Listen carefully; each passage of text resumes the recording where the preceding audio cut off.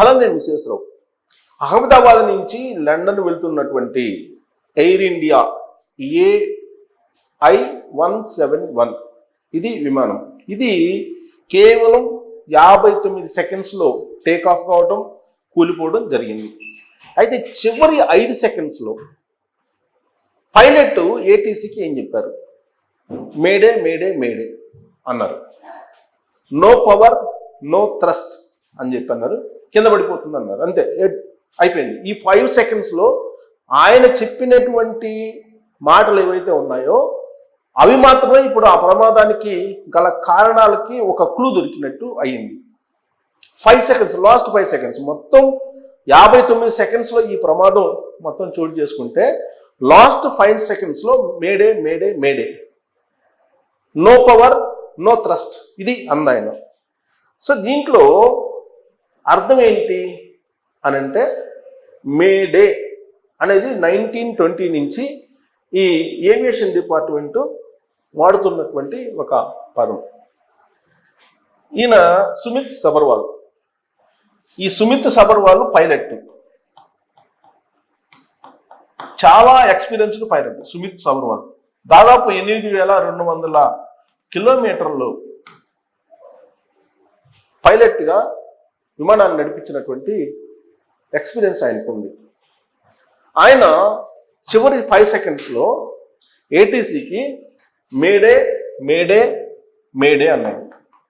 May Day mayday May Day, ఇది అంది.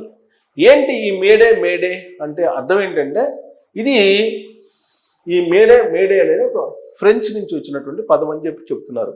అంటే సాయం చెయ్యండి, తెలుగులో సాయం చెయ్యండి, ఇది ఈ పదానికి మేడే మేడే మేడే. ఇది ఫ్రెంచ్ వర్డ్. దీని అర్థం సాయం చేయండి, సాయం చేయండి అని చెప్పి. ఇది 1920 నుంచి వాడుతున్నారట ఈ పదాన్ని మన ఏవియేషన్ డిపార్ట్మెంట్లో. సో ఈయన మేడే మేడే మేడే అన్నాడు లాస్ట్ 5 సెకండ్స్లో. తర్వాత no power no power no thrust, no power no thrust, ఇది ఆయన చెప్పింది last words. No power no thrust. ఈ 5 సెకండ్స్లో చెప్పినటువంటి ఈ పదాలని ఇప్పుడు ఇన్వెస్టిగేషన్ టీమ్స్ ఐడెంటిఫై చేశాయి. సుమిత్ సబర్వాల్ చెప్పారు mayday mayday mayday, no power no thrust. ఇది చివరి నిమిషంలో చెప్పింది. అంటే పవర్ లేదు, మొత్తం కట్ అయిపోయింది, థ్రస్ట్ అంటే పీడనం లేదు అని చెప్పి. సో కాబట్టి దీని అర్థం ఏంటంటే మొత్తం జామ్ అయిపోయింది. చివరి అసలు ఫ్లైట్ మొత్తం జామ్ అయిపోయింది అనేది ఒక క్లియర్ కట్గా ఆయన చెప్పిన దాన్ని బట్టి అర్థం వస్తుంది. పవర్ మొత్తం అయిపోయింది, జామ్ అయిపోయింది మొత్తం ఫ్లైట్ అనేది ఆయన చివరి. ఇప్పుడు బ్లాక్ బాక్స్ ఒక్కటే మనకి ఆధారం ఎన్ఐఏకి, ఇన్వెస్టిగేషన్ ఏజెన్సీకి, అలాగే అమెరికన్ ఏవియేషన్ ఇన్వెస్టిగేషన్ టీంకి కూడా ఆధారం అదే. దాంట్లో చెప్పిన ఈ పదాల్లోనే ఒక కంక్లూషన్కి వచ్చారు వాళ్ళు. ఏమొచ్చారంటే మొత్తం జామ్ అయిపోయింది అని. అంటే టెక్నికల్గా ఏదో జరిగింది, సంథింగ్ టెక్నికల్గా జరిగింది. జనరల్గా ఏదైనా పాడైపోయినప్పుడు ఆ పార్ట్ వరకే పాడైపోతుంది, కానీ మొత్తం ఫ్లైట్ మొత్తం ఒకేసారి జామ్ అయ్యేటువంటి పరిస్థితి లేదు.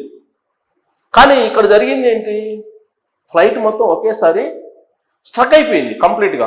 పవర్ పోయింది, తర్వాత బ్లాస్ట్ అయింది, ఇవన్నీ జరిగిపోయాయి. అంటే దాని అర్థం ఎక్కడో టెక్నికల్గా మంచి ఎక్స్పర్టే ఏదైనా కుట్ర చేశారా, ఈ కుట్ర చేయించడానికి వెనక ఎవరున్నారు అనే దాని మీద ఇప్పుడు ఇన్వెస్టిగేషన్ జరుగుతుంది అని చెప్పి తెలుస్తుంది. ఆయన ఇచ్చినటువంటి 3 పదాలు లాస్ట్లో నో పవర్ నో థ్రస్ట్ అనే దాన్ని బేస్ చేసుకొని కంప్లీట్గా స్ట్రక్ అయిపోయింది విమానం అనేటువంటి ఒపీనియన్కి వచ్చారు. అలాంటి పరిస్థితి ఎప్పుడు కూడా విమానయాన చరిత్రలో లేదు అనేటువంటి ఒపీనియన్కి ఇన్వెస్టిగేషన్ టీం వస్తుంది. మరి ఇప్పుడే ఇలాంటి పరిస్థితి వచ్చింది. మరి ఎందుకు వచ్చింది?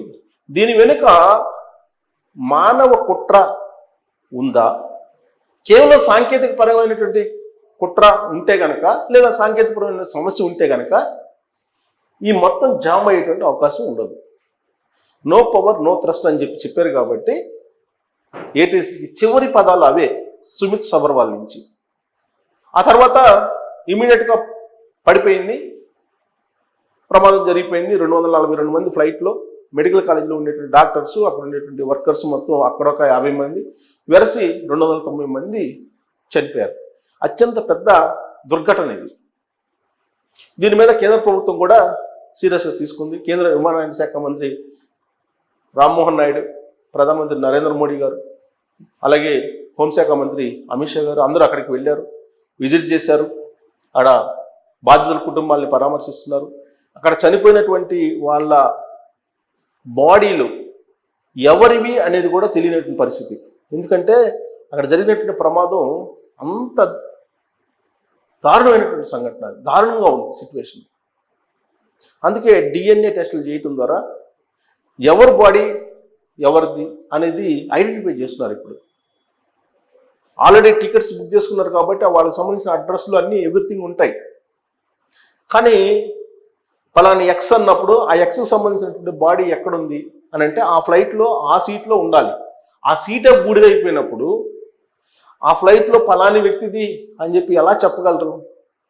కానీ డిఎన్ఏ టెస్ట్ చేయటం ద్వారా కొన్ని బాడీ పార్ట్స్ని గుర్తించి ఆ బాడీ పార్ట్స్ ఎవరి అయి ఉంటాయి అని చెప్పి డిఎన్ఏ టెస్టులు చేసి వాళ్ళ కుటుంబీకులకి ఇచ్చేటువంటి ప్రయత్నం ఏవియేషన్ డిపార్ట్మెంట్ చేస్తుంది.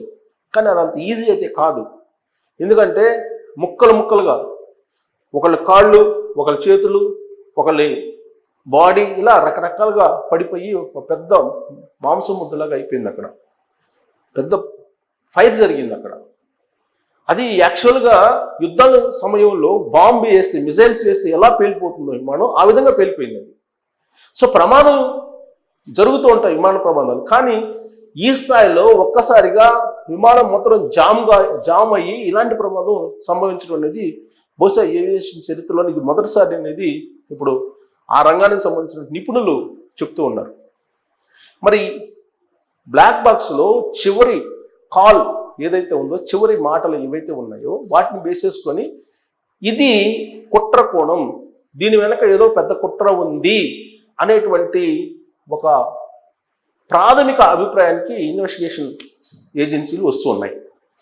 మరి ఈ కుట్ర కోణాన్ని కనుక తీసుకుంటే ఎవరు కుట్ర చేసి ఉంటారు అనేది ఒక పెద్ద పజిల్.